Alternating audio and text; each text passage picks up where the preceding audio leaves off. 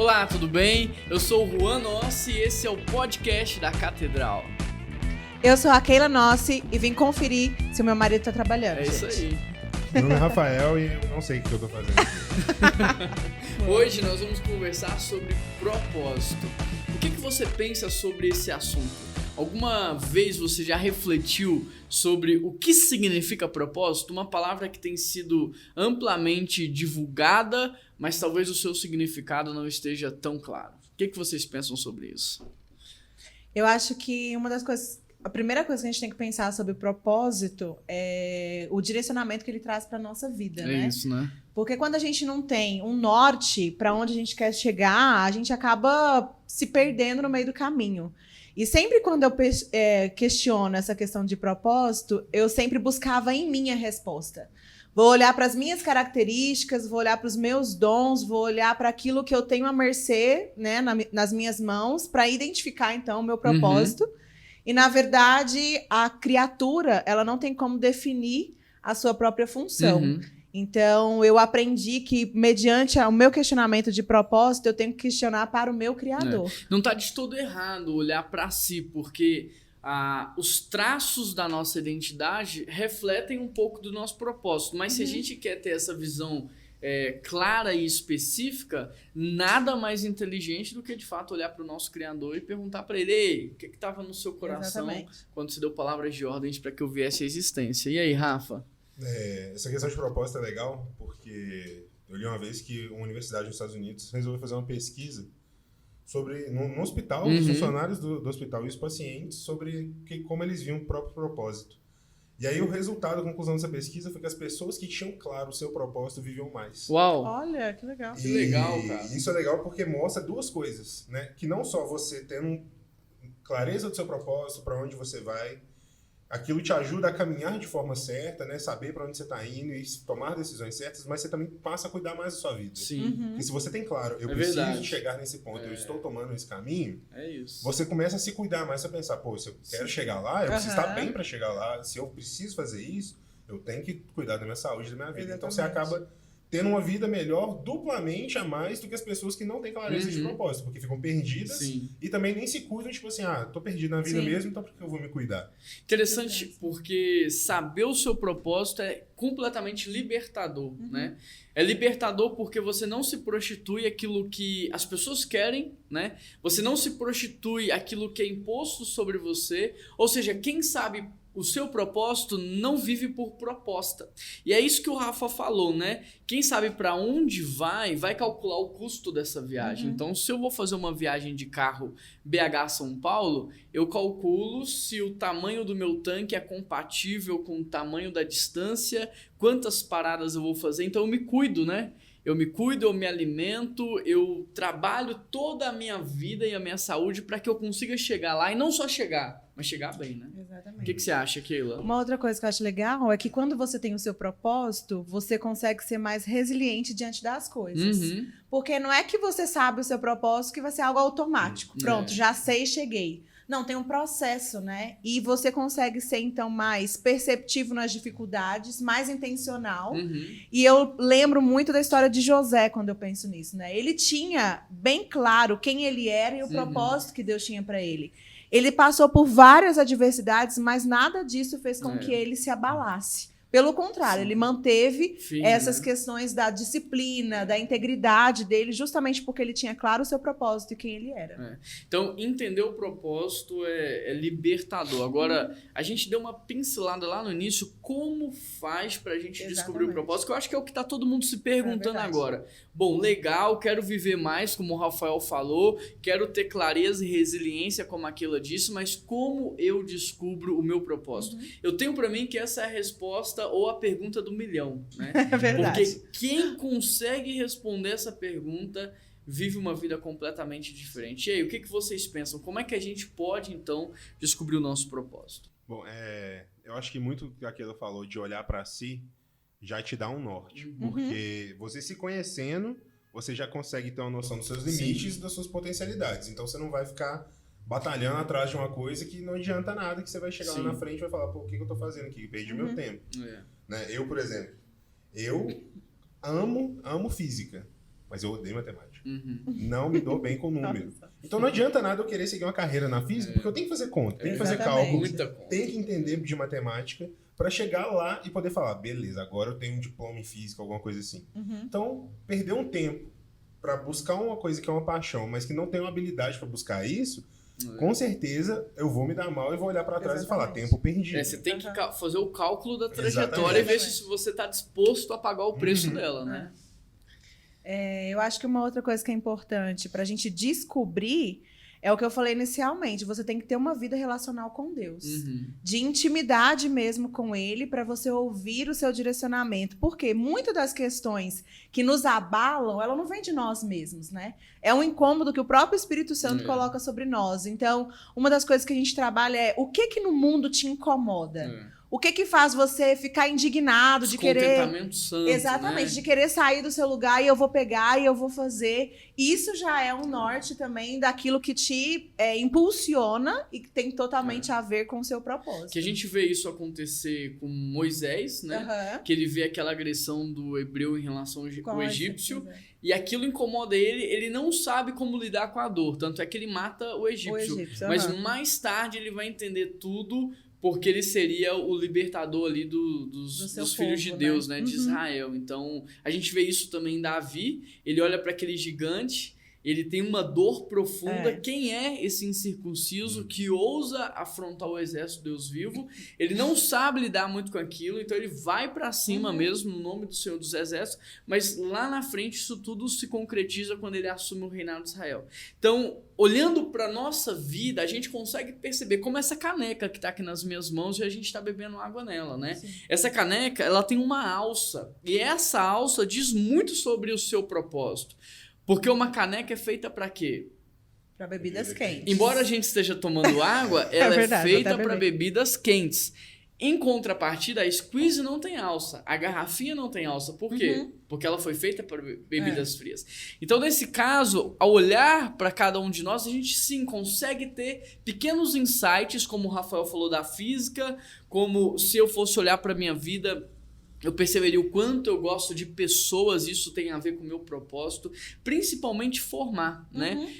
Desde a minha infância eu sempre tive uma característica muito paternalista, muito de trazer direcionamento, e isso se concretiza hoje na minha vocação, você poderia dizer o mesmo, mas a gente só entende de fato quando a gente tem aquele encontro com Deus, né? A gente vê isso acontecendo com Moisés, embora ele tinha aqueles sinais... Foi ali na sarça que ele conseguiu virar a chave, né? Que a chave virou, que a luz se acendeu, né? Davi também, quando ele é ungido rei, mais tarde os encontros que ele vai ter com Deus. Agora, como é que em Deus a gente então pode se descobrir? Eu acho que aí parte um pouco de confiança e conhecer quem Deus é.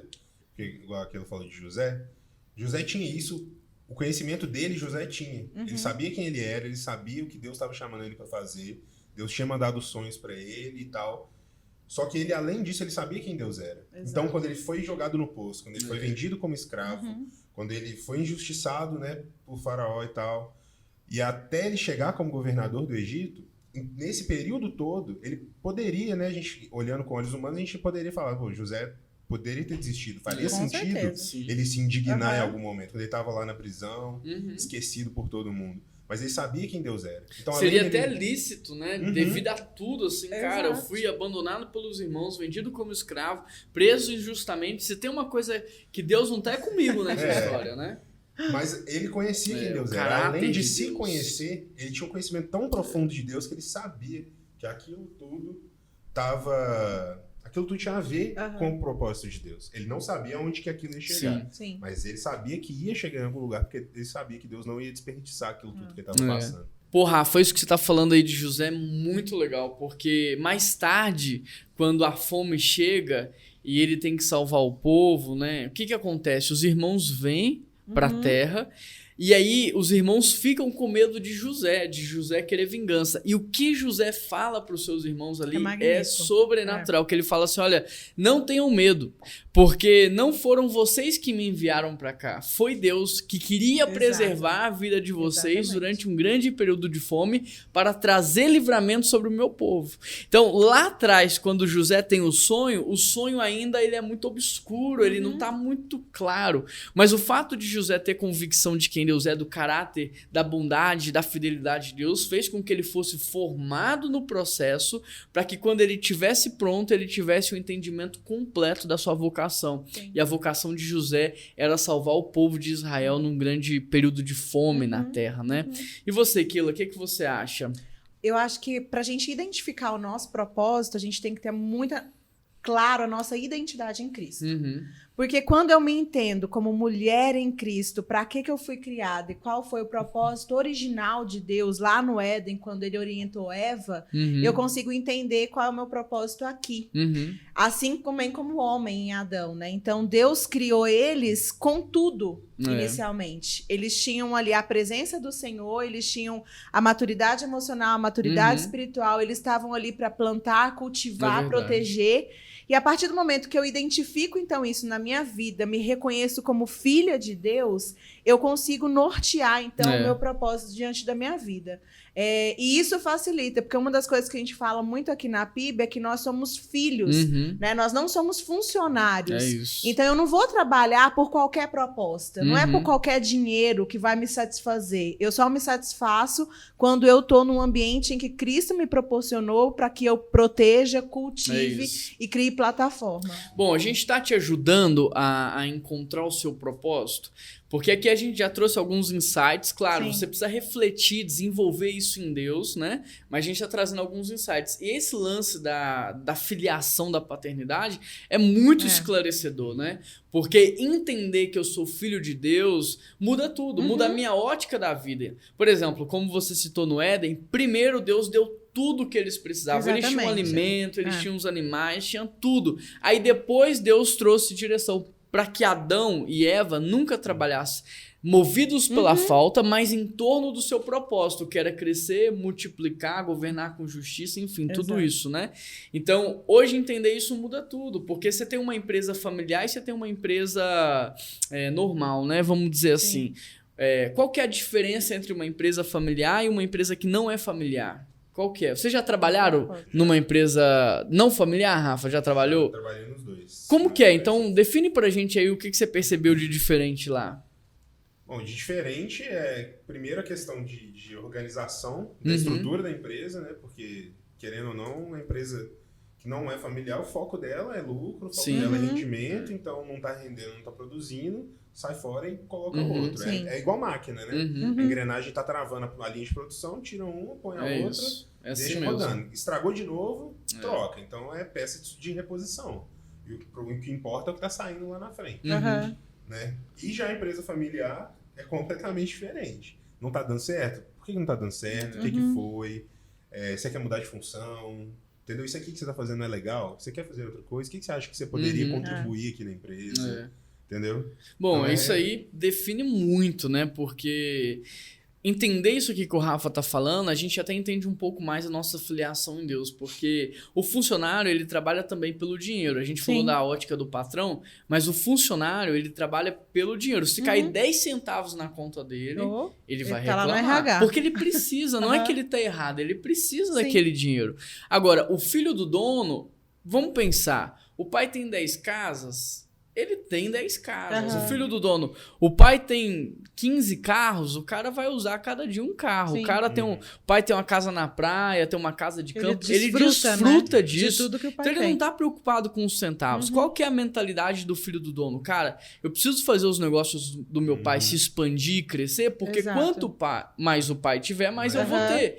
E aí quando a gente traz isso para a lógica do reino de Deus, é o seguinte, tudo que o pai tem, ele nos deu, né? Ele cuida da da gente, ele nos provê as nossas necessidades para que a gente então trabalhe pelo propósito que é expandir o reino de Deus na Terra. Então não importa se você tem uma vocação profissional designativa ou redentora, não importa se você é médico, pastor, missionário, professor, você tem um propósito dentro dessa família, que se eu não me engano está em 2 Coríntios 5,18, que tudo isso provém de Deus, que nos reconciliou consigo por meio de Cristo e nos deu um ministério, que é o ministério do quê? Da reconciliação.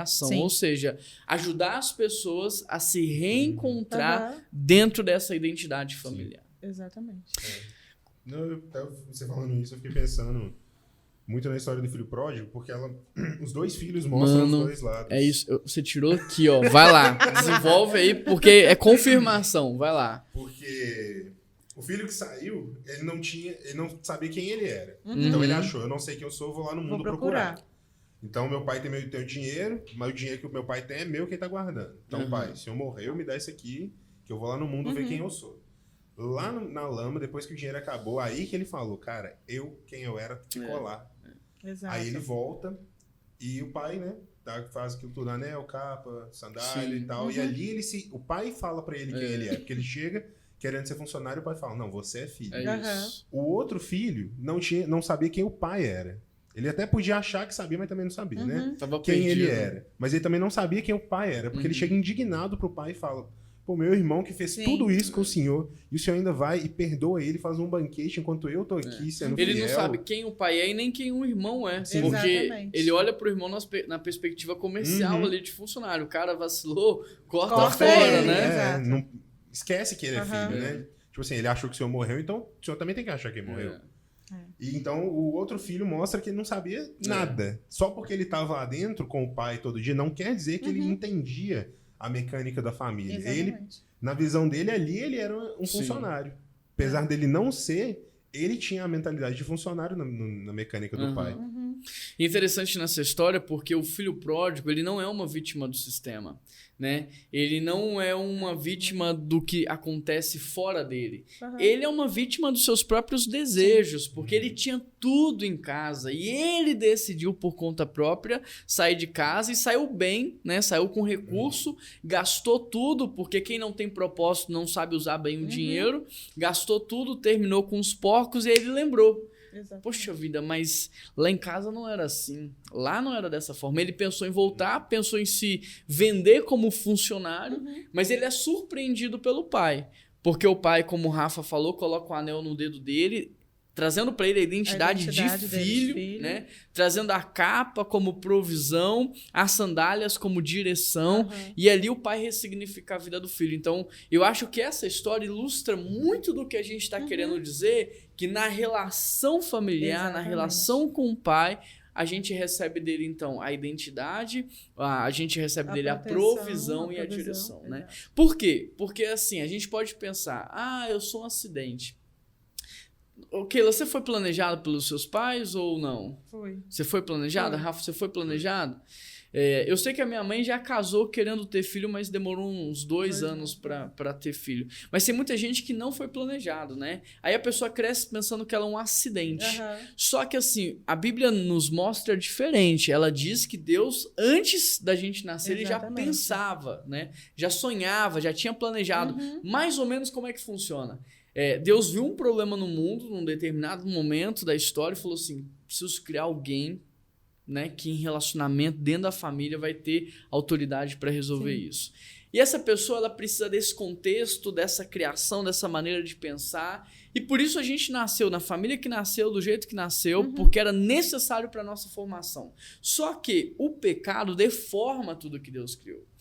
E ao invés da gente já nascer vivendo esse propósito, o pecado quebra isso. E ele nos deforma enquanto pessoa, ele nos deforma a nossa identidade, nosso propósito. Então, nessa reaproximação e nessa reconciliação com o Pai, à medida que a gente vai se reaproximando, a gente vai voltando a ser o sonho. A gente vai voltando a ser aquilo que Deus planejou e a gente vai voltando a viver o que Deus sonhou. Isso aconteceu com vocês na caminhada de vocês? Sim. Porque, por exemplo, eu me vi me prostituindo ao longo de muitos anos ao mercado. Deus me deu capacidades, talentos, e eu estava usando isso assim para coisas que não eram tão lícitas ou coisas que não eram tão proveitosas. Mas nesse meu encontro com Jesus, nossa, isso foi ressignificado dentro de mim e hoje eu vivo isso para gerar vida, gerar fruto. E com vocês, como é que foi? Comigo foi bem parecido também. Primeiro que eu estava já permeada, né, do evangelho e dessa questão de Cristo. Então a gente tinha razoavelmente, por ouvir falar, a noção de que a gente foi criado para glorificar a Deus, para viver para o reino. Sou filha de pastores, sempre tive nesse meio. Mas no momento em que eu tive o meu encontro pessoal com o Senhor, ressignificou tudo. Porque eu passei a entender quem realmente eu sou. E aí fez uma diferença no sentido de que eu posso expandir, ser intencional, promover cura e restauração nos outros, independente daquilo que eu faça. Porque esse é o meu propósito como identidade. Então, eu sou formada em pedagogia, já trabalhei em várias facetas da parte pedagógica em diferentes instituições. Então, assim, eu entendo que eu estou pedagoga, mas eu não sou, porque eu sou filha do reino e o meu projeto é expandir esse reino por meio disso. Então, quando eu aceitei a Cristo e no meu desenvolvimento, no meu relacionamento com Deus, isso foi ficando nítido. Então, hoje se torna muito mais fácil de eu me adaptar em qualquer outra área ou em qualquer outra circunstância. Por quê? Porque o meu propósito inicial é restaurar o outro. Entende? E você, Rafa? Essa sacada aí de eu não sou alguma coisa, eu estou, foi o que fez diferença para mim, porque quando eu entrei para a faculdade de Direito, eu pensava, isso aqui vai ser minha vida, então daqui eu tenho, vou virar advogado, vou fazer concurso, mas é isso aqui. Então eu via a faculdade como uma limitação das opções. Eu tinha um mundo de opções e ali no vestibular eu limitei minhas opções e ali eu tinha que escolher dentre as opções que me são apresentadas, né? E ali eu entrei em crise no meio do curso, porque eu olhava para todas as opções que tinha na minha frente e falava, cara, não é nada disso, não é nada disso. E ali, sem saber o que fazer, tranquei a faculdade no desespero e falei, cara, não é isso. E aí, depois de respirar, de conversar muito com pessoas que já tinham a mesma experiência de ter passado por crise de identidade, eu consegui entender que não, Deus estava me direcionando para uma coisa, então eu tinha que terminar aquilo ali. Eu ainda não via uma opção que não tinha sido apresentada ainda. E aí que eu entendi que o propósito de Deus não era o direito em si. Era uma ferramenta que ele estava me dando para utilizar depois. E aí que eu fui compreender que tudo que Deus põe pra gente fazer é coisa que a gente vai usar. Que Deus não desperdiça nada, que Deus não deixa nada, né, passar batido. E pode até ser que em algum momento tenha acontecido alguma coisa que desviou e tal, mas que Deus de qualquer forma, ele vai lá e resgata e fala, isso daí, preocupa, guarda aí, que lá na frente você vai... Que é um processo, né? Na minha vida também não foi diferente. Eu tenho formação em administração, depois gestão de pessoas, e depois, quando eu fui fazer teologia, eu também pensei, cara, desperdicei tempo. Mas hoje, 90% do que eu faço tem a ver com o conhecimento que eu adquiri lá atrás. E quando a gente olha também, por exemplo, a vida de Moisés... Pô, o cara cresce com duas culturas, a cultura dos hebreus e dos egípcios. Com os hebreus, ele recebeu o quê? Ele recebeu a consciência de que existe um Deus, né? Como se relaciona com esse Deus, quem é esse Deus? E com os egípcios, o que ele recebeu? Tudo. Ele recebeu educação. Exatamente. Tipo, qual que era a melhor educação daquele tempo? Era a educação egípcia. Aqui ela falou guerra, ele recebeu os melhores treinamentos de liderança, né?